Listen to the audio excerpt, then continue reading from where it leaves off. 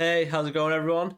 Welcome back. I am excited to get stuck into reviewing and discussing the next chapter for One Piece. Now, Oda's really not pulling his punches when it comes to this final saga now, and we are just about really getting into what is happening in the Reverie and what Sabo is explaining to Dragon and Ivankov about all the events surrounding Cobra's death and how it all went down. So, without further ado, chapter 1085, The Death of Nefertari Cobra. Quite a nice cover story to start us off is Frankie encouraging hatchling turtles on their way to sea. And we can see he's holding a little like wooden sign saying departure, and he's like in tears as all these little tiny turtles are swimming out. Kind of sweet. But we just jump straight back into the empty throne room chamber. So last we left off was Eam ascending to the throne, sitting down, saying Lily's name, and then we just cut away. We've whole 2 weeks of waiting. Well, the wait is finally over because Cobra is immediately panicked. No one should be sat on the throne. Why is someone even there? What's happening? And he's worried now because he knows what's going to go down. He knows what's going to happen. But Eames not finished speaking. Now, in the translation, he refers to himself in like the third person as Moo. And he's like, Moo shall address 2 points being discussed. And now must answer a single question in return, Cobra. Ian's got to have some real gravitas when he talks, because how his dialect is in this chapter, he really comes across as like a well-spoken, quite powerful individual, obviously. And Cobra immediately is like, I've heard the name Eam before. You were one of the first 20. So when the first 20 kings came together to form the world government 800 years ago, and we know that Lily was one of them, but since left and was going to return to Alabasta. Eames' name, he says, can't be a coincidence because that was the name of one of the original ones as well. And Eames says, such curiosity teeters on impertinent. It will not dignify an answer. He does, though, have a address something else. And we see this really like large wide shot, like from the throne looking down at them, and they look tiny from where Eam is sat. And he says that I'll address the initial of D and what it actually means. And he says that it is a moniker for our ancient enemy. Now, in recent times, it's cropped up more and more, but it is merely just a faint echo, he says at this time. And those who carry the name don't actually understand its true meaning. But he says, and yet, you know, the irritation is only made worse by Queen Lili's blunder or grave blunder 800 years ago. And still at this moment, the sheer presence that Eam has, none of the five elders have budged. They are like stoically stood like guards, like knights, just right around Cobra, not moving. And Eam holds the room in his hand. He's just got him there. He's like, What blunder are you on about? And Eam goes on to say that, the same could actually be said for those irksome scholars, that were investigating the Void Century. But, they dealt with O'Hara when they did. But Eam says that without her blunder, no pirate would be chasing the One Piece or in pursuit of the poneglyphs. And if it weren't for Lily's incompetence, those vexing relics wouldn't have been scattered all over the world. So already we're now getting some history just before the Void Century or just after the Void Century about how Lili, in some capacity, when she left, whether she knew he was going to just take over and she wasn't going to be a fan of it, or she left for other means, but she had this information and through her own means spread it over the poneglyphs across the world so that the history wouldn't be lost. Because once it was out of Eames' hand or the world government's hand, there was nothing that they could have done about it. And Cobra's just, I mean, the reactions he's going through right now, there must be 120 going on. But Eames, like, the release of those poneglyphs were the worst outcome for us. So one must wonder, was it truly a mistake? Absolutely not. 100% Lili knew what she was doing. And Eames now hypothesizing that is it actually part of some larger planet play? And that's when the five elders all begin to draw weapons. Now, from the look of it, obviously we know of the bald glasses swords when he begins to draw a sword, but the other four members seem to pull out like a gun. Simple flintlock. Garcia still got his like staff in hand. But what I'm interested by is that all the guns around that are being pulled are wooden.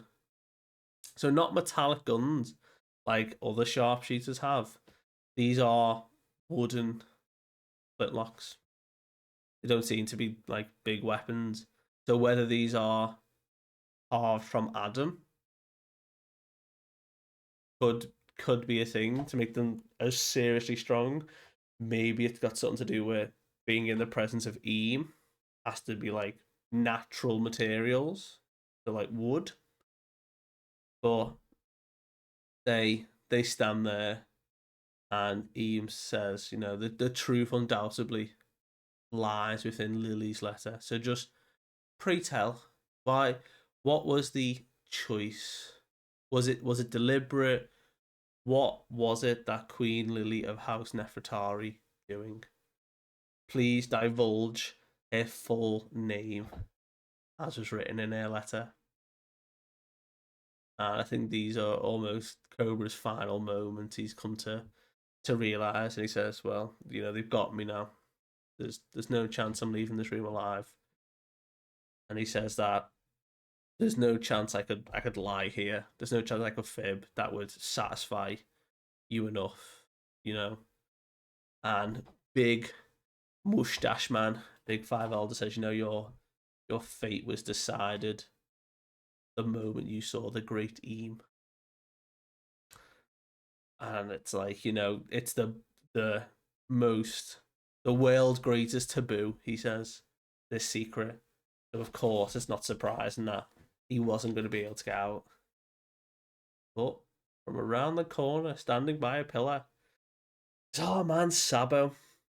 So while the five elders maybe and Eam are locked in this conversation with Cobra, the sensors were a bit dulled and security wasn't as tight. Sabo's snuck into the room, and even he's saying that the atmosphere is a bit odd. But we hear Cobra still speaking as Sabo listens in, saying that 800 years ago, 8 centuries ago, that the letter was signed Queen Nefertari D. Lili. And Eames like D, and like his pupils, like his eyes dilate, like he gets furious, and out of nowhere, this black whip like tentacle, this arrow spirals from out of nowhere to the side and just pierces right through Cobra, just within an insane speed. And with a very quick reaction on Sabo's part, he leaps into the air and fire fists. And nice little chess reference. He does a smothered mate, or he tries to do a smothered mate, which is, again, it talks about it in context of when a king is put in check by a knight when it's surrounded by his pieces. So it's a little nod to the fact that Sabo is trying to lay a massive attack at Eam, even though all of the five elders are stood in front of him. But we see the fire just cause a massive explosion around the five elders. They just make a sort of motion to like hide from the flames. We just see their silhouettes at this moment. But we see the fire trail up, and Eam almost like is so composed, and then like the eyes narrow and like raise, and like the shadow around him just like sort of engulf and just like crush the fire. And even he's like, where did this one come from? And Sabo's looking around, and Cobra's on the floor, pretty much down for the count. And he's like, wow, I was hoping to take you out in all one move, which is a crazy thing for Sabo to say. That he thinks that one attack could take on the five elders, and now there's an actual monarch on the empty throne who's actually been ruling the government for all these years. But he says, who'd have thought that, I'd come to the top of the world only to discover that it was hell. And we see the snail that's recording, which is what got the shot of Sabo stood over Cobra's corpse. And Cobra's acknowledging the moment Sabo is like next to him that you're Luffy's brother, aren't you? But I need to talk about what's happening in the rest of the room. So while this conversation is happening, behind Sabo, amongst the shadows of the room, 5 giant monsters all are taking shape. One is like flung up on the balcony where Eam is, and the other 4 are around. Suspiciously, all taking forms where the 5 elders were stood. Now, this is crazy, because this either confirms it's one of 2 things: that each of the 5 elders have a devil fruit. And Oda's not going to reveal it here, obviously. He's still keeping that a mystery. But we've got like, it's like a dragon or like a phoenix in one. Another one's got like whips. We see what looks like the guy with the sword. His like spirals round and like something on his back. We've got like a bull one. And then the one clung to the ceiling is huge. Like its hand is massive. So whether we've got the introduction of the 5 elders each have like a mythical zone fruit, it seems potential that they're zones, seeing as they're all transforming in some capacity to make this large shape. However, it could also be. Now, this would be so incredibly cool from Oda. I don't think he'd go this way. I do think that the likely option is that these are all the 5 elders in their shadows, taking shape of whatever their devil fruits are. But they were all drawing weapons. What if this ability, this devil fruit ability, is Eam's? Because the black arrows that was fired at Cobra and that we continue to see, I'm pretty sure is an ability of Eam's. He's sat up on the throne, he's casting shadow, but he sends out foaming black arrows at Sabo and Cobra. What if he coats the 5 elders in these like shadowed forms and like empowers them? So what if the deal with the 5 elders is not actually the fact that they're the strongest? I reckon they are strong, but they're also pawns to Eam and will follow his orders, because Eam imbues them with powers like this. These incarnates of like destruction and shadow, these forms they take are just Eam shadow, like taking form around them. And then they just go off and cause destruction and Eam sits back. It is frightening though. The forms they're taking. Gosh, if they are devil fruits though, and they've each got their own one.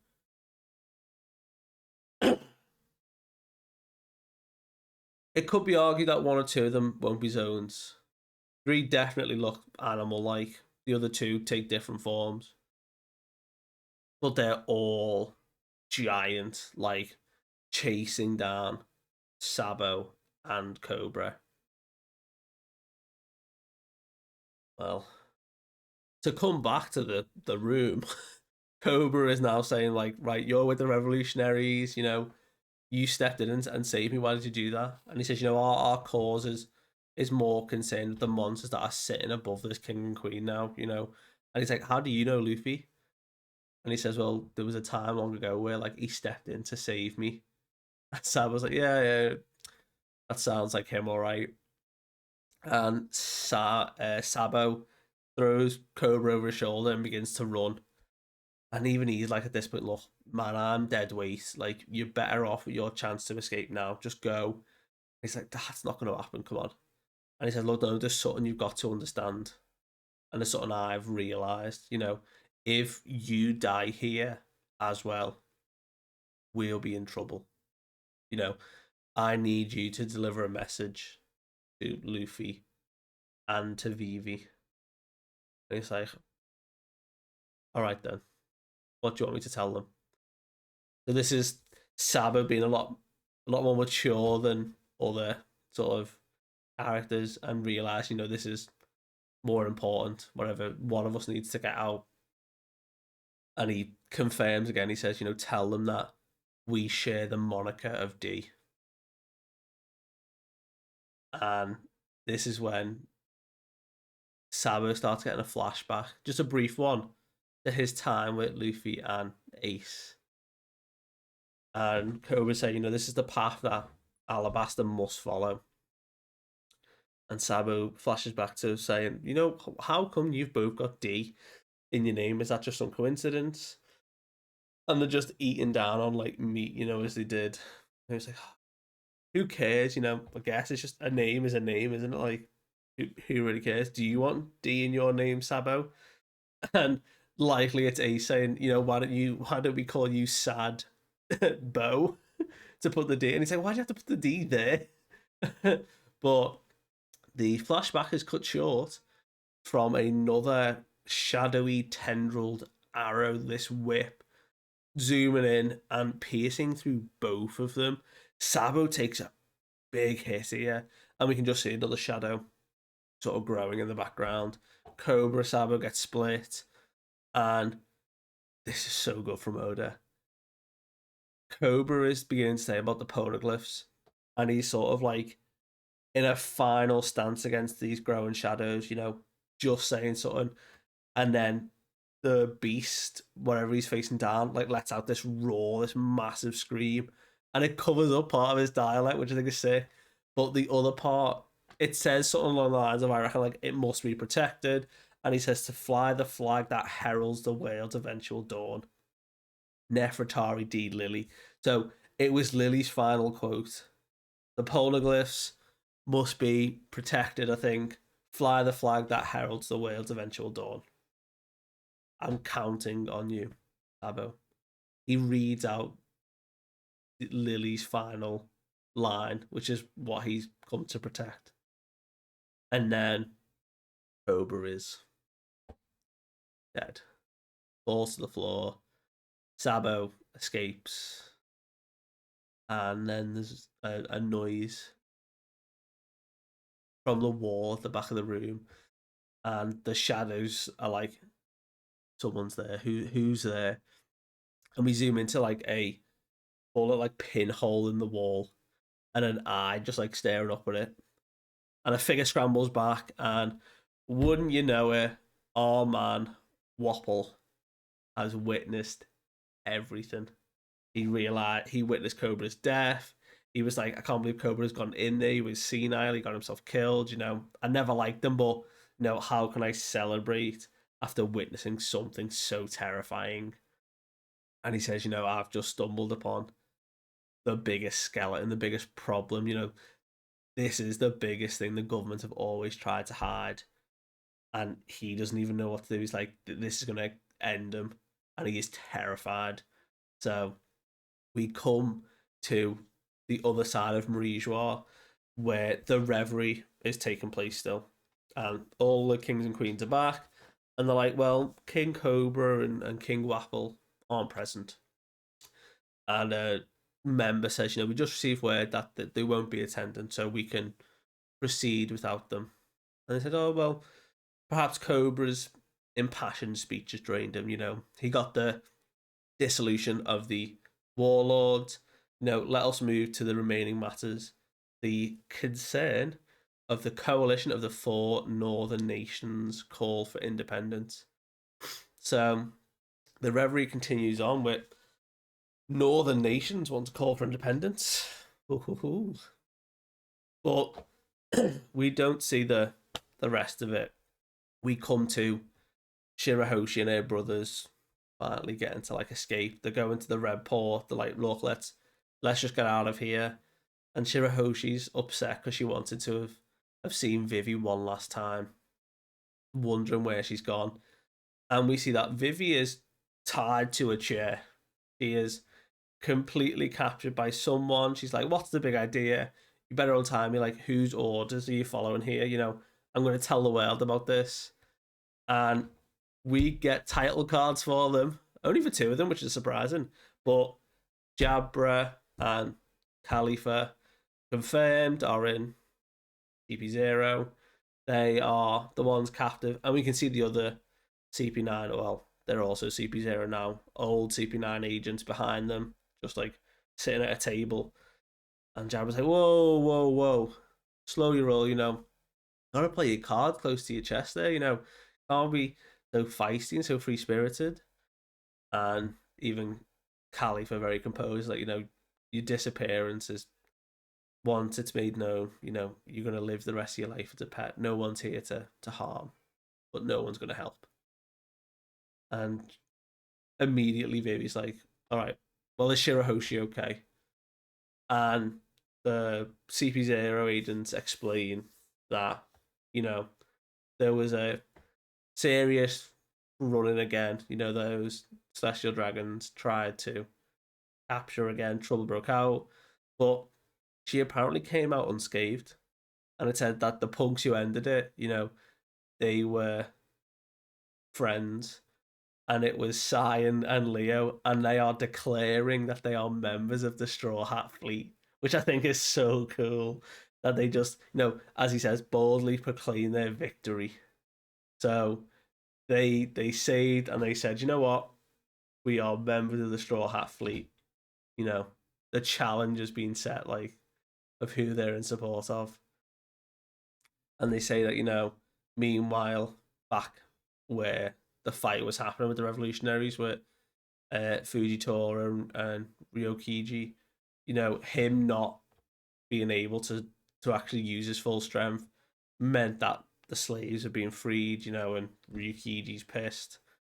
But, Jabra's like, oh, what's the deal with this year's reverie, man? Look at all this stuff that's happening. And Vivi's now trying to, compose herself and think a bit more, right, I've got to do something to get out of here. And we just see a massive Wapol bursting, eating the wall, just charging through, saying, I didn't see anything, you gotta spare me. And Vivi's like, where did he cut? What? And she sees this as her opportunity.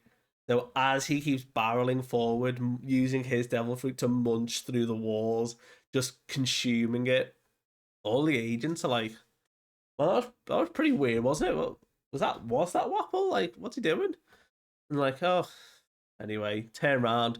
Vivi's gone, disappeared, and we see Kinderella, so Wapol's wife, saying, "Oh, darling, I've missed you. Have you been? Who's that with you?" And inside Wapol's mouth, is Vivi along for the ride, saying, how much further are we going?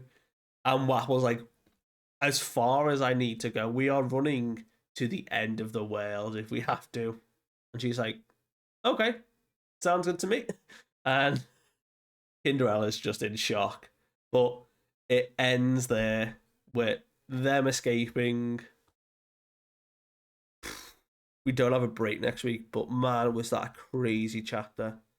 I mean, just Eames alone was enough. Eames, and then obviously the revelation that the Vivi and her family are all from the D clan. Eames like shadow abilities, these arrows, Sabo trying to save him. The five elders, have they got devil fruit? Do they turn into these incredible monsters? Or is it Eames' ability to do that? Because they were pulling weapons out. I don't understand why they were all moving to pull like a sword and guns out made of wood. And then all of a sudden, after a fire attack, they just become massive monsters. Maybe. But man, that was good. Well, no break, so I will see you guys next week.